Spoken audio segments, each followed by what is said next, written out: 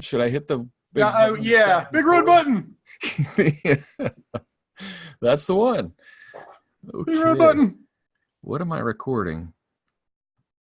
Oh, I don't see your video. So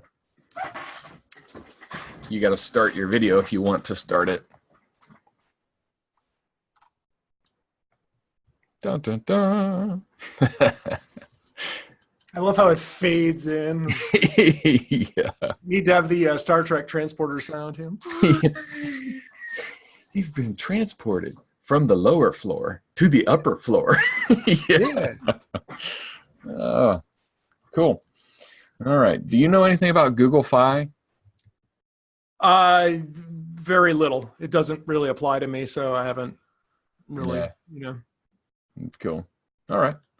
Well, then we'll get going. I don't really have a lot other than some news and some things that were funny, but yeah, a little bit there. I've got a little bit about meditation getting me through a tough time. I wanted to ask you about the perception of meditation if you're not meditating on God being anti-Christian.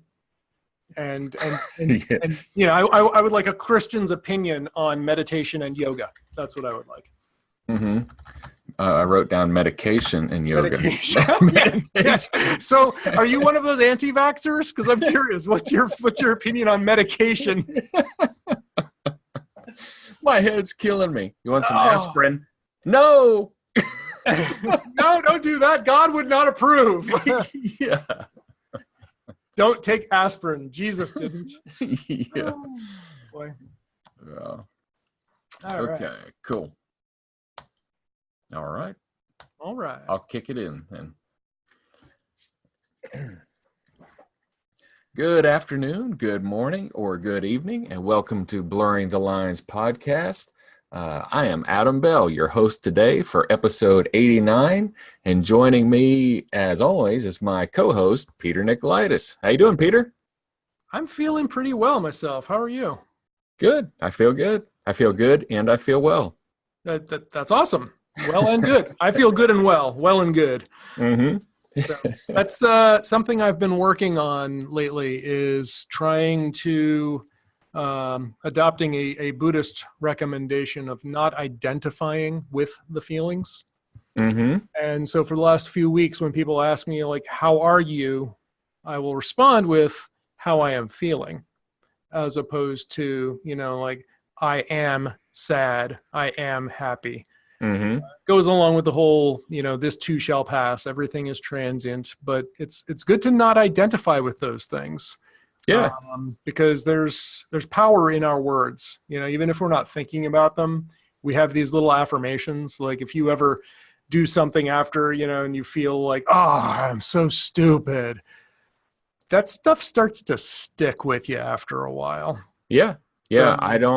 I don't say those things. And if I'm around people who are my friends, I don't let them say those things either. Yeah. Like, no, you're not stupid. Exactly. Yeah.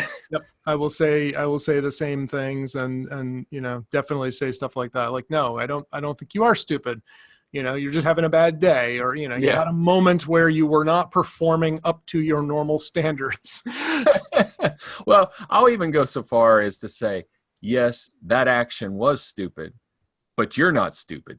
Yes, but one individual action does not define you. Yes, so, that's right. So that's the thing. So since my rediscovery of the library about a month ago, I have been just devouring books. And I'll skip ahead a little bit, too, to my nifty. Okay. I found out that using an Amazon device, an Echo, the A, Alexa, the A word. Yeah, it's the A word. You can have the app, the A app for iOS, and I'm presuming, for Android. You can tell it to read your Kindle books. Mm-hmm. Now, you may recall several months ago, last summer, I bought the Sonos Beam, the new play bar for their TVs. Mm-hmm. And it has A and Google built in. Mm-hmm. But I was disappointed to find out that it does not allow you to read your Kindle books. Yeah. But then subsequently, I found out that the Fire TV stick, which I have plugged into the beam to this, and therefore by extension, the rest of my Sonos, can read my Kindle books. Ah, well, cool. So that's one hack, but it gets better. It gets better. Now, previous to this, I had an Echo in my bedroom tied to my Sonos, which has a line input, the headphone jack that people don't seem to use anymore. Right. Yeah. So another option would be for me to tell that device to read my Kindle book and pipe it through the Sonos. But that's a little bit of a hack because first off, I have to walk to the bedroom where that device is, tell it to start reading, and then I have to make sure that the Sonos is pulling from that input. Yeah. That's not all that convenient. Technically, I'm certainly up to the challenge, but it's a hassle. Now, the Kindle device is the Fire TV stick, that is, can do the same thing, but I have to activate it through the voice remote. So I'll say, read my Kindle books, or read Buddhism Without Beliefs from my Kindle books. She'll start reading it. And then I just have to make sure that the Sonos is, that device is grouped to the rest of my speakers. And I really enjoy that. Like, I have a book running and I like walking from room to room, hearing the same thing continuously, not having to stop it, start it again when I get downstairs or whatnot. Same thing with music. Well, I was just poking around the app yesterday because, if you use and you tell her to do something, the app maintains like the last several commands that you gave and that it heard. Right. And one of them, like I saw today, it said, oh, you were having it read this book from your Kindle books. And I said, yes, I was. And there's a little play button right next to it. And says, you can resume playing this book. So I clicked it and it says, where do you want to play it? Now the Alexa, cancel. App itself does not read your Kindle books. The Kindle app for iOS will, if you use the voice to text to speech option. Okay. But when you hit play, it says, where do you want to play it? And it offers me all of my Echo devices and all of my Sonos rooms. That's nice. So any Kindle book that has the text-to-speech capability built in, which is, again, not the same as an audible book. It's, it's a text book that the computer will read to you. You can have it read to you on any of your Alexa devices. Oh, she didn't hear me. She didn't hear me. Any of your Echo devices or, Alexa, cancel, darn it, enabled devices. So like if you have a Google, not a Google thing, but another smart speaker with her built in. So I thought that was really cool. And building on the nifty from a couple of episodes ago, the public library. Right. I was able to find one of these books, which was not required reading, but it was recommended reading for one of my yoga teacher trainings. And I decided to read it. And I thought I'd mention that because that sort of, it's been influencing my thought patterns a lot lately. But I wanted to get your opinion. And we don't generally talk about religion or politics on this podcast. But they are kind of some things are parts of life, right? So I wanted to get your opinion. It's not a secret your religious views, right? I mean, it's okay to talk. Right. It's even on that what is it? mylifewhateverthing.com. It says he's a Christian and a Republican and has my family and everything. so no, it's no secret. Yay. So as a Christian, I wanted to get your insights on those who believe that meditation and or yoga are wrong or evil or non-Christian. And I'm just as someone who does not identify as Christian, although my mom's family was Lutheran and my father's was Greek Orthodox, I don't see it. And I do know that some of the stuff in the Yoga Sutras and especially the Bhagavad Gita can very easily be interpreted as a religion. And I know that Buddhism is often presented as a religion, Mm-hmm. but I really don't think that was the initial intent. Like when we were finishing up my retreat, for instance, we did do a chant towards the end where we thanked, among others, the Buddha. Mm-hmm. We take refuge in the Buddha, the sutras, the practice. But that's like being grateful. Mm-hmm. That's an expression of gratitude, and not I don't call that the same as worship. Mm-hmm. I wouldn't see that as like a false idol, for example. But I'm curious, you're a little more keyed into the whole, Christian religion than I ever was. So I wanted to hear what you had to say on that. Well, so just kind of to lay the groundwork of how I function. So everything that I approach things as everything I do unto the Lord. So that includes like my exercises, my work. If I'm going to focus something, I'm going to focus it towards my relationship with God. So if it's a meditation, now there are some things I don't want to offend anybody and that, say negative things about any other religious beliefs, because that's not my intent, nor is it my MO to say you're whatever, you're going to hell. That's not the way in my opinion, that's not a way to make friends and influence people. So some people are really strongly offended by these things. So I don't get so offended. My opinion is that if it doesn't match up with what I believe, then I don't necessarily say, well, they're going to hell, or they're idiots, or they're whatever. They don't see the picture the same way that I see the picture. They don't see the whole picture. So meditation, in my opinion, if I'm going to do it, my chant or whatever may be words that are focused on God, because I feel like if I'm going to do anything, it should be focused on God rather than something else. Not, I don't, if other people do other things, I can't control them. I can't be upset with them, and I can't love them if I treat them like bad people. And and not all Christians do that. I mean, not all Christians are completely offended. Some people get offended way too easily, and they should have a little bit thicker skin. That is something I definitely agree on. And which is not to say that I didn't agree with pretty much everything that you said. I mean, for me, I don't, I don't prioritize my focus. And this is something you and I have privately talked about on, a few occasions. Like some days I'm still looking for my meaning, my purpose. Mm-hmm. But I did just hear a recent episode of the Jordan Harbinger program. It's a relatively new podcast. He started it last year. Mm-hmm. He was the guy who started a little over 10 years ago, The Art of Charm. And it was a bunch of guys in their 20s, and they were learning dating tips and stuff. So they started teaching dating tips.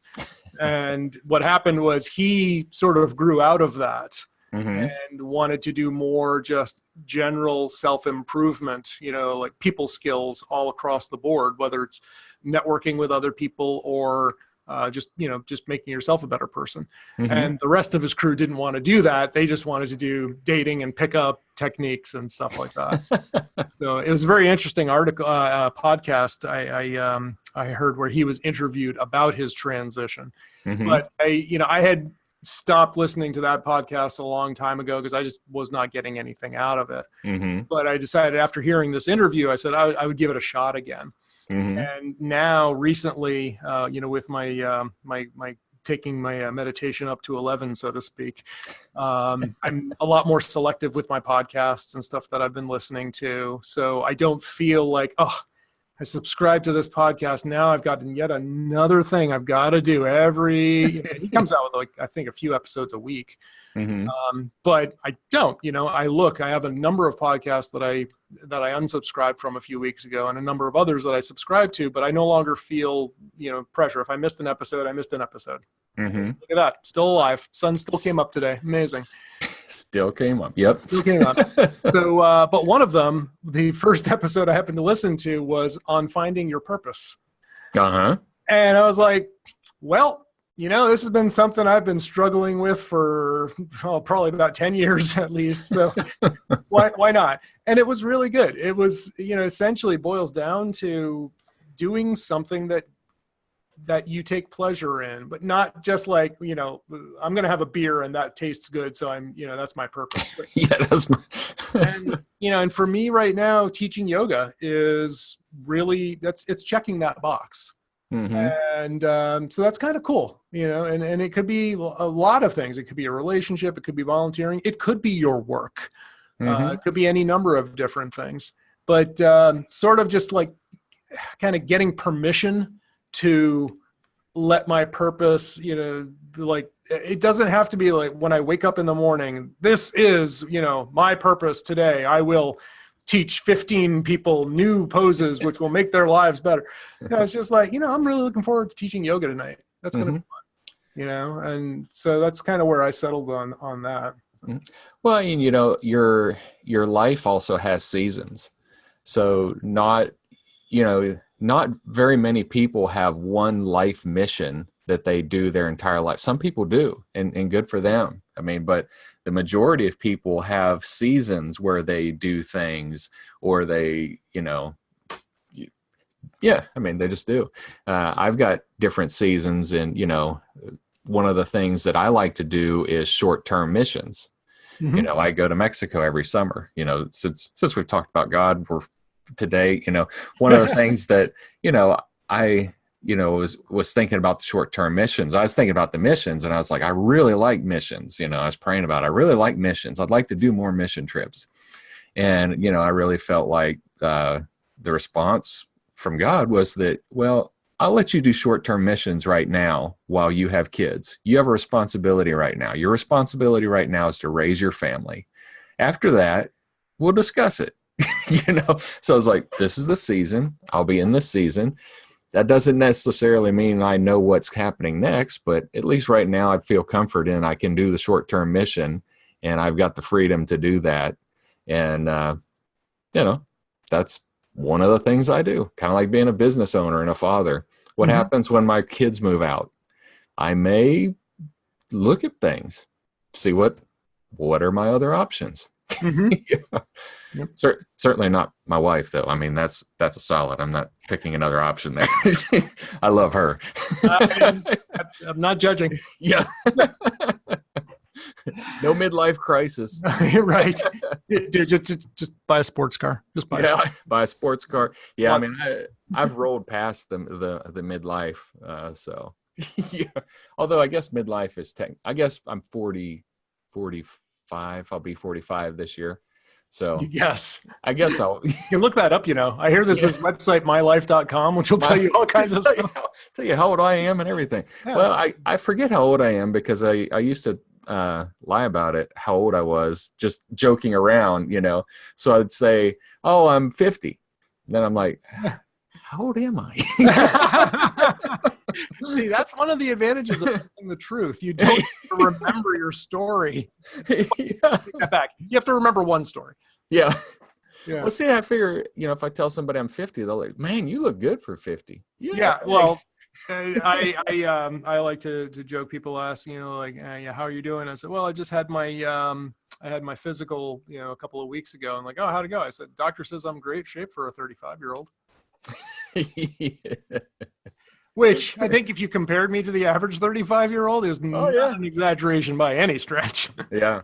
So, yeah. Just having a decent diet and health-wise, and diet, exercise, and some good mental, physical, spiritual, and mental. So,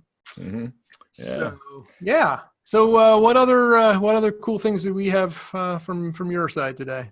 Well, I can't remember. You don't do New Year's resolutions, do you? You just try to do resolutions all, as you get them. Yeah, exactly. I used to, and I would fail. And I was like, wait, why should I wait potentially like 360 some odd days to set something? No, if I want to do it, I'm going to do it right now. Yeah. Well, I am going to go on a bit of a diet here after the New Year's, after the holiday. And, because I was injured for so long that my diet was funky. I lost 17 pounds because I wasn't working out and I wasn't eating well.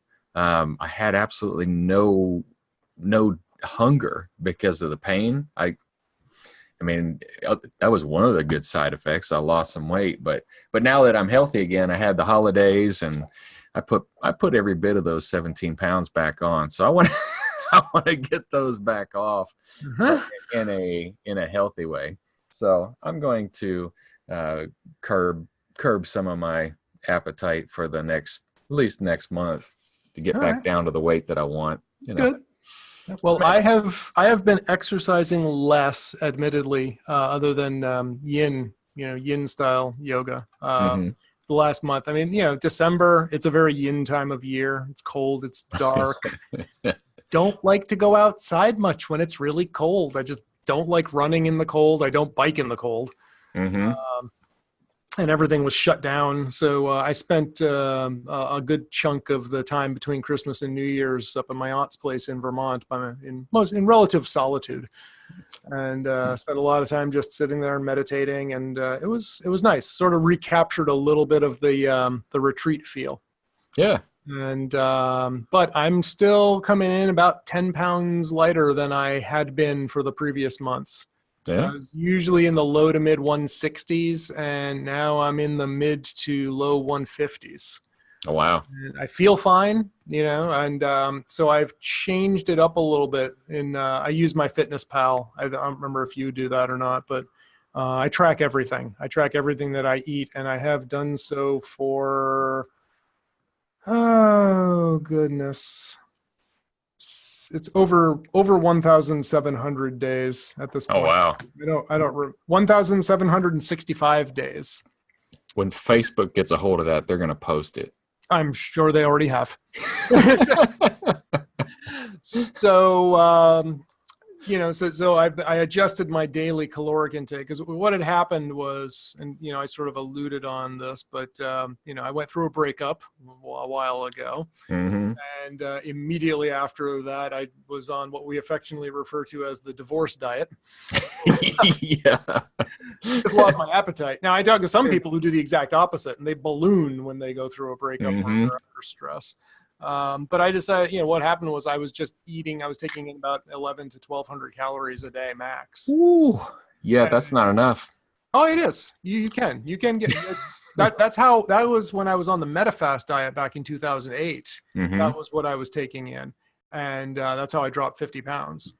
So, wow. But I decided to adjust it upward just a little bit. I mean, I'm watching it. Like if I feel like I'm starting to decay and fall apart or whatnot, I'll change things. But nowadays I'm smell funny. No, why did that just fall off? But now I'm targeting 1,500 calories a day as opposed to like 18 or 2,000. So cool. Theoretically, for a guy my age and size, around 2,000 calories a day is maintenance. 1,800 is supposed to be loss. Well, that's and these are general guidelines. But I'm targeting more like 1,500, and I've gone above that a few times, and I still allow a cheat day or so, or I'll just go nuts. But I've also switched to more of a Mediterranean diet than the slow carb diet. Okay. So not such a heavy emphasis on proteins, and the major difference is grains are allowed. So not so much animal protein, but grains are cool. And that's kind of nice. I mean, I'm a huge consumer of popcorn, and I've always loved rice. So being able to eat those again, that's nice. That's kind of cool. More than once a day, that is, because with slow, whatever, drink a keg every day, every Saturday if you feel like it. Yeah. But it's working out for me so far. And as now that the new year has kicked in, I'll start gradually ramping up my exercise again. Hopefully it'll get a little warmer soon. Mm-hmm. But my yoga studio is back to the normal schedule. My Krav Maga school is back to its normal schedule, et cetera, et cetera. So talking about yoga, so I've been, with my back, I'm kind of back now. I mean, I'm about as good. I guess I'm not as good as I thought I was, but I'm almost 100%. So I've been going to the gym and I've been doing yoga, and so I feel pretty good about the yoga stretches that I have been doing, and getting good flexibility. I'm taking 2 and 3 minutes to really stay in a position and just hang out there, and I'm really enjoying that. So today, at the end of our workout at CrossFit, he said, we're going to do these windmills. And that's kind of like you spread your legs outside of your hips. Kind of a wide straddle. And then you put one hand overhead, and then you reach the opposite hand to the opposite leg. Like that. Triangle pose? I guess you would call it triangle pose. Yeah.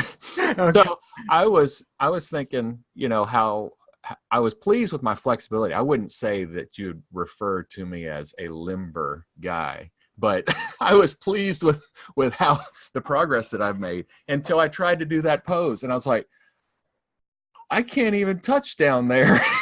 I tried to bend and I was like, it's not moving. But I did feel a little bit of tension in my back where it was hurt when I started to bend down there. So I took it easy and took it slow. Yeah, backed off.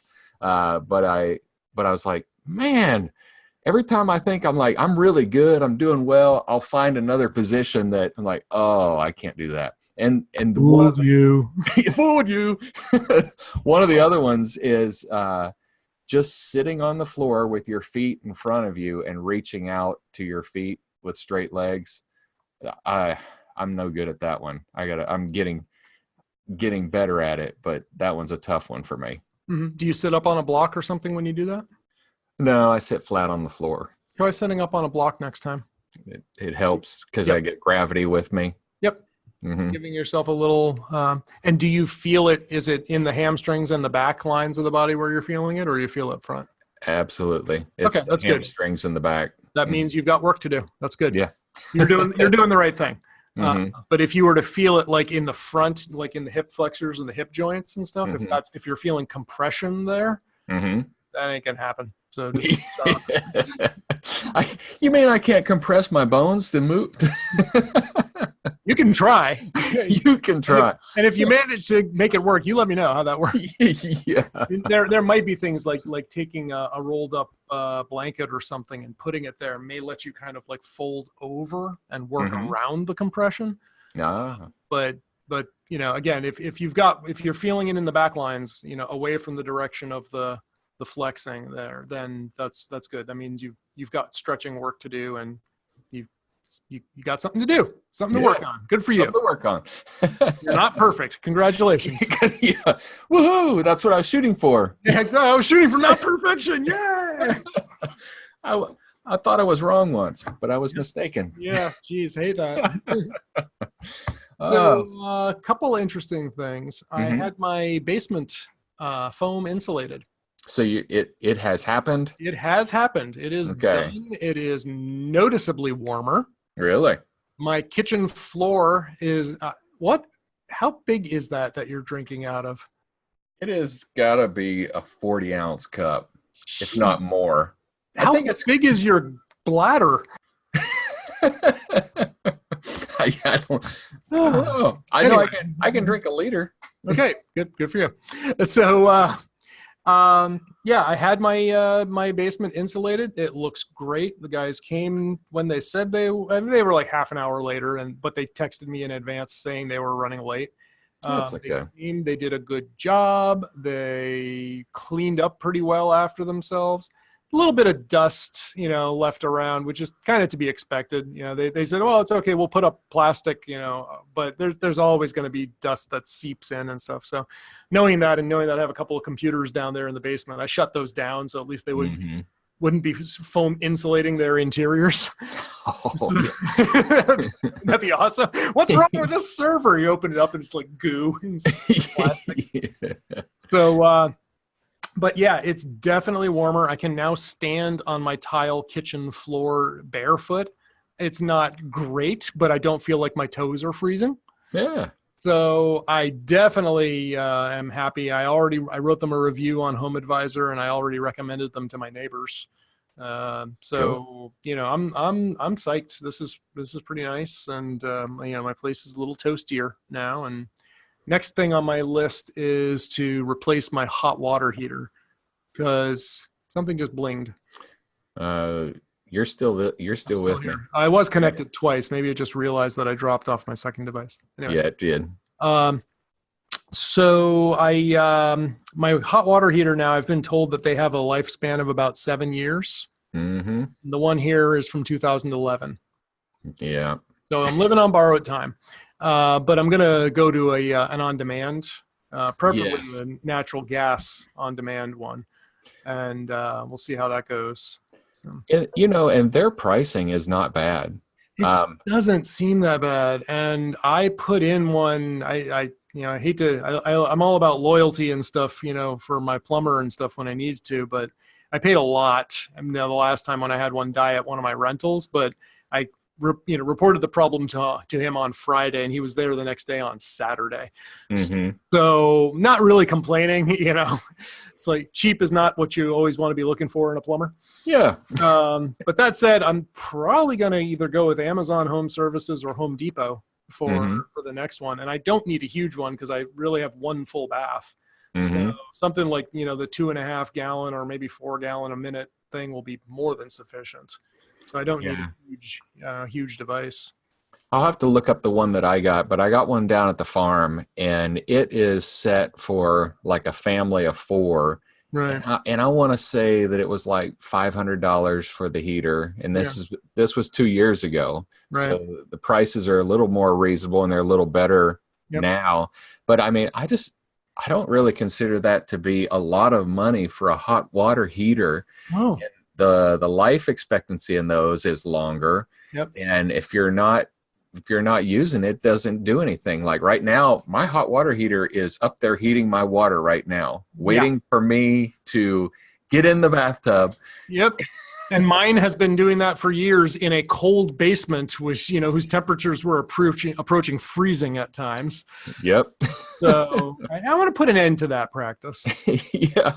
My last place, my current rental, my last residence, I had an on-demand heater there, and it was, it was nice. Mm-hmm. So. The trick with mine's a propane, and it had to be vented outside. If you've got gas now, you should be able to use existing vents. Yeah, I haven't looked, but I'm assuming, that I can do. I'm assuming that natural gas is going to be more efficient than electric, but I don't know for sure. Mm-hmm.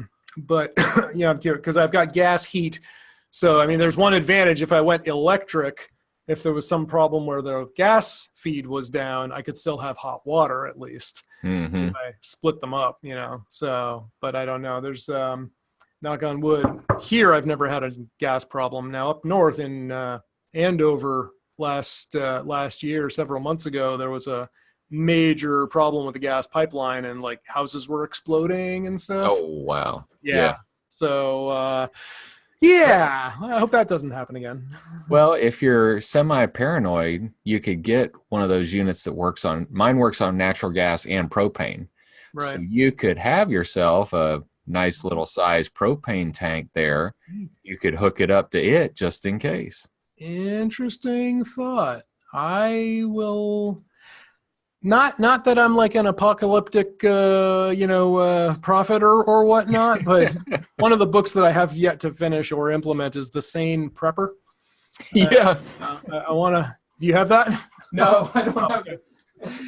I want to take a look at that though, because, one of the things they say is, you should have a food supply, but, having a heat supply as well that's off the grid is probably not a bad idea. My plan has always been like, get out of town. But of course, if everybody's trying to get out of town, well, then maybe my plan will be hunker down. They're like, well, what about when they come for you? Well, that's why I have guns. Yeah. No, see, this is definitely an insane prepper. This is the insane prep. James Wesley Rawley's survivalblog.com. This book is How to Survive the End of the World as We Know It: Tactics, Techniques, and Technologies for Uncertain Times. It's a good book. I mean, it's got a lot of things that are a good idea. So I enjoyed it. You know, there's good practical things for ice storms happen in Tennessee. I mean, snowstorms happen in Medford.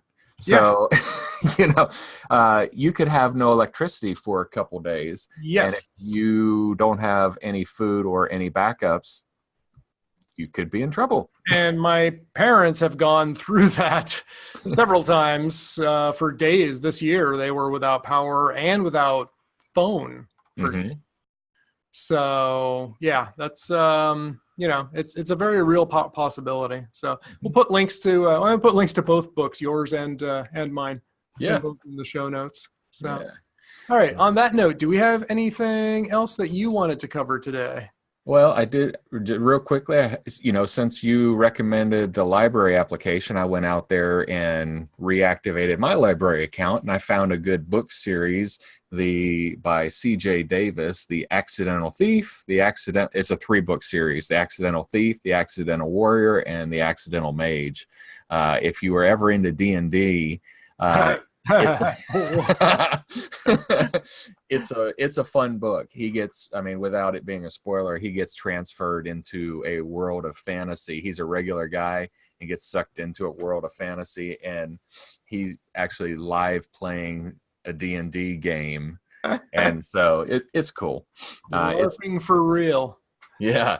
So it was a fun thing. And then I read in the news, I was just looking at current news. I don't look very often, but there was a failed kidnapper who was trying to kidnap this woman in North Carolina, and I'll include the notes. And she got away from him and ran into a karate studio. I mean, this sounds like a bad movie. You know? So he runs into the karate studio. And what does this moron do? He goes in after her. Dude, put it down. I want to read this story. Add it to the show notes. This sounds awesome. So he got his rear end whooped by the karate instructor. That's great. It should be. Poetic, man. Yeah. I don't think we can top that. So on that note, I think we should wrap it up. All right. We will wrap it up. We did get feedback from Scott. Scott he let me know some additional information about the library, and I've had, like I said, I've been using Hoopla, and I like it. Yeah. So it's been work. It's not as slick as Audible yet. I assume they're going to keep developing it. Yeah.